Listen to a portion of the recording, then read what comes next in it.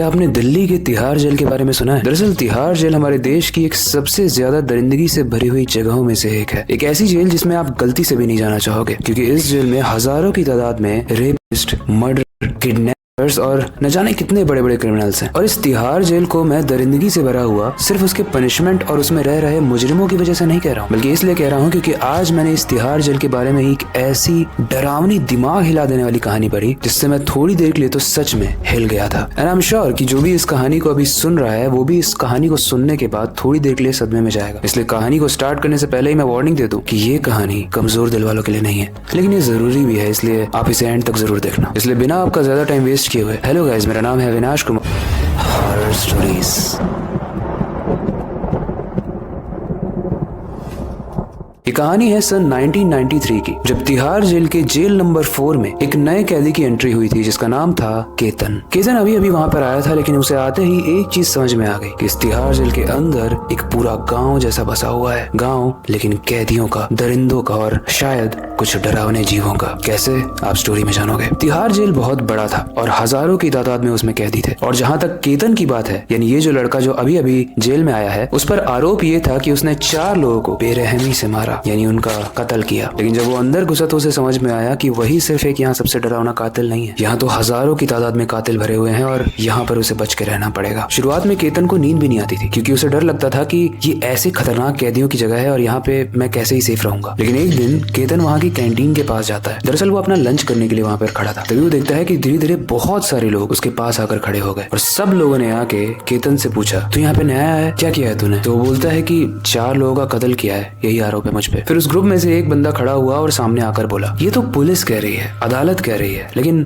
सच में बता तूने क्या किया है? फिर केतन कहता है, क्या ही फर्क पड़ता है, छोड़ो, जो फैसला है वो तो सुना ही दिया गया है, अब मैं इस जेल में सड़ूंगा तुम लोगों के साथ। और उसने ये भी कहा कि अगर सबूत नहीं मिलेगा तो शायद मुझे फांसी पर भी चढ़ा दिया जाए, पर मुझे इन सब चीजों का खौफ नहीं है, मुझे डर नहीं लगता इन सब चीजों से, ऐसा केतन ने कहा। और केतन के ये बोलते ही वहाँ पास में एक लड़का खड़ा था जिसका नाम था केशव। और केशव उससे कहता है, तू टेंशन मत ले, देश का कानून बहुत स्लो है, तुझे सजा इतनी जल्दी नहीं मिलेगी और तू फांसी पर इतनी जल्दी नहीं जाएगा। यहाँ पर ऐसे बहुत सारे लोग हैं जो 10 साल 20 साल से पड़े हुए हैं। अब तो उन लोगों ने एक्सेप्ट भी कर लिया है कि हाँ भाई कत्ल हमने ही किया है, तब भी अभी तक उनको फांसी पर नहीं चढ़ाया गया है, तो तू तो अभी नया नया आया है। लेकिन केशव ने केतन से एक बहुत जरूरी बात कही। उसने बोला कि तू मौज कर, लेकिन एक चीज का ध्यान रखना, इस जेल में किसी पर भी भरोसा मत करना, चाहे कुछ भी हो जाए, क्योंकि यहाँ के जो कैदी हैं वो तुझे कभी भी अच्छे से नहीं जीने देंगे। यहाँ के कैदी अकेले में रहना ज्यादा पसंद करते हैं, इसलिए तू किसी को तंग भी मत करना, तू बस चौकन्ना रहना, किसी पर भरोसा मत करना और हम पर भी मत करना, क्योंकि हमने बाहर किसी पर रहम नहीं किया तो तुझ पर क्या करेंगे। इसके बाद वो सब ही वहाँ से हंसते हुए चले गए। ऐसा लग रहा था कि वो केतन को अवेयर करने आए हैं, अपने आप खुद से डराने आए हैं उसको। फिर लंच हुआ और लंच होने के बाद केतन बाकी सारे कैदियों के साथ ग्राउंड में बैठता है। वहाँ माहौल हंसी मजाक का था, लेकिन कहानी में एक ट्विस्ट आने वाला है। वो जब बात कर रहा था उन कैदियों से तो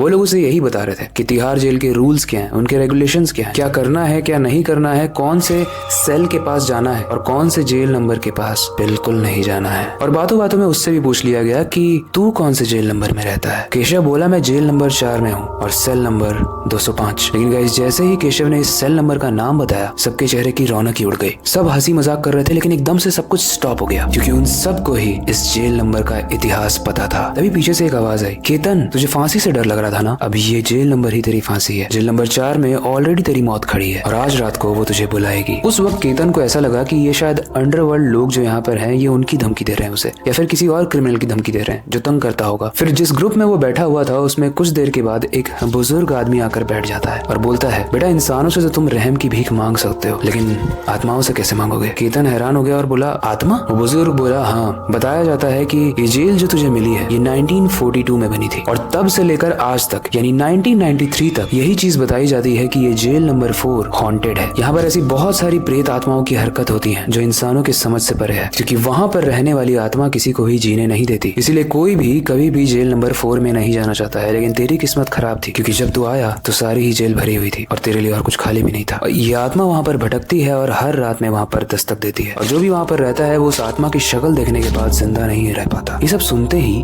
केतन थोड़ा सा सहम गया। वो जेल नंबर 4 के पास अभी तक गया नहीं था, लेकिन अब जाने वाला था, क्योंकि रात होने का वक्त आ चुका था। शाम के कुछ 5 बजे और अब रात होने लगती है। सारे ही कैदी एक एक करके सोने लगते हैं। अब केतन उस सेल में, उस जेल के अंदर अकेला था। कुछ घंटों के बाद आधी रात में केतन को एक चीखने की आवाज आती है। है। सभी कैदी जाग तो गए लेकिन किसी की भी बाहर जाकर देखने की हिम्मत नहीं हुई क्योंकि सब जानते थे कि अभी क्या होने वाला है। वो आवाजें इतनी ज्यादा भयंकर थी मानो कोई जीव एक इंसान के शरीर को चीर रहा हो, फाड़ रहा हो और उसे जिंदा ही खा रहा हो। और वो आवाज थी केतन की। केतन की इस आवाज को सुनकर वहाँ का जो जेलर था वो भागते हुए आया केतन के सेल के पास ताकि वो उसे बचा सके, लेकिन गाइस तब तक काफी लेट हो चुकी थी क्योंकि केतन मर चुका था। और अब मैं बताने वाला हूँ इस कहानी का सबसे दिल दहला देने वाला राज। दरअसल गाइस 1942 में जब इस जेल को बनाया गया था तो एक नया कैदी आया था जो कि बहुत ही मासूम था। वो बहुत भोला था लेकिन उसे जेल नंबर 4 और सेल नंबर 205 में रखा गया था जिसमें ऑलरेडी 2 कैदी थे और वो दोनों ही कैदी थे।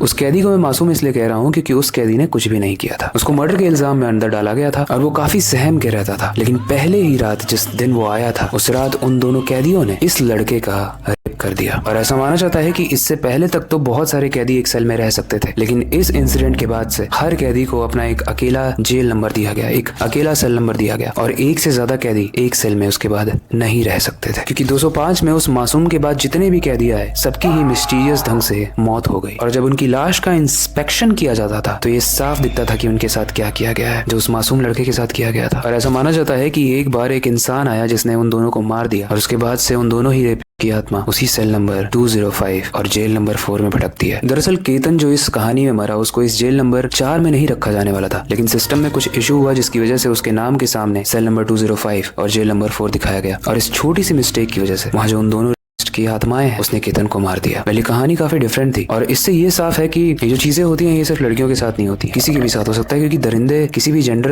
बायस नहीं होते। लेकिन हाँ, हम एज ए इंसान अपने आप को प्रोटेक्ट करके चल सकते हैं। हमें आसपास जो कहानियां हैं, जो चीजें बताई जाती हैं, उससे हमें अवेयर रहना बहुत जरूरी है। इस कहानी को अपने दोस्तों तक जरूर शेयर करना ताकि उन्हें पता चले कि इस दुनिया में और भी भयंकर चीजें हो रही है जो समझ से परे है। आई होप आपको ये कहानी इन्फॉर्मेटिव लगी होगी। इस कहानी को सुनकर थोड़ा डर भी लगा होगा बट ये जरूरी भी थी जाननी। इसके अलावा अगर आपके पास कोई सजेशन है तो आप हमें कमेंट सेक्शन में बता सकते हो और इस कहानी से रिलेटेड कोई भी फीडबैक आपको देना हो या कुछ लगता है जो आप शेयर करना चाहते हो इस कहानी से रिलेटेड, आप हमें कमेंट सेक्शन में बता सकते हो। बाकी वक्त आ चुका है इस स्टोरी को एंड करने का और नई स्टोरी पर काम शुरू करने का, लेकिन जाने से पहले मैं बस एक ही चीज कहना चाहूंगा, अपनी क्यूरियोसिटी को डाई मत होने देना, नई चीजें सीखते रहना। अपने बेड के नीचे और खिड़की के बाहर जरूर देख लेना और खिड़की के बाहर से एक और चीज देख लेना, कहीं केतन की आत्मा तो नहीं आ रही है। मिलते हैं अगली वीडियो में।